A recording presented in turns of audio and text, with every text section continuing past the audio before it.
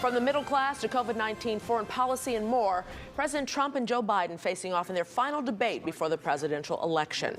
This debate looked and sounded a lot different than the first time the two men met. Yeah, joining us now with more is WGN political reporter Taman Bradley, who is live in Nashville, where that debate just wrapped up. Taman, take us back through it.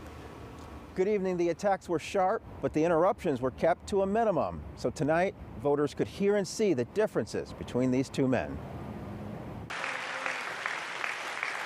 At tonight's final debate, the pandemic took center stage. President Donald Trump and challenger former Vice President Joe Biden laid out their plans to combat the coronavirus, which has claimed the lives of roughly 223,000 Americans. We have a vaccine that's coming. It's ready. I've been congratulated by the heads of many countries on what we've been able to do. Anyone who's responsible for that many deaths should not remain as President of the United States of America.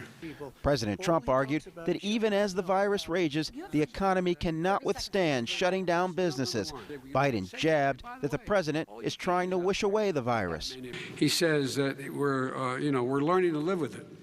People are learning to die with it. It's not my fault that he came here. It's China's fault. Biden opened an attack on President Trump and reports he's only paid a small amount of federal income taxes in recent years. You have not released a single solitary year of your tax return. What are you hiding? Why are you unwilling? The foreign countries are paying you a lot. I don't make money from China. You do. I don't make money from Ukraine. You do. President Trump threw punches, raising questions about Biden's son's business dealings overseas. And he didn't have a job. As soon as he became vice president, Burisma, not the best reputation in the world. I hear they paid him $183,000 a month. There's a reason why he's bringing up all this malarkey. There's a reason for it. He doesn't want to talk about the substantive issues. It's not about his family and my family. It's about your family. Differences emerged on health care. It no longer is Obamacare, because without the individual mandate, it's much different. Pre-existing conditions will always stay. What I'm going to do is pass Obamacare with a public option.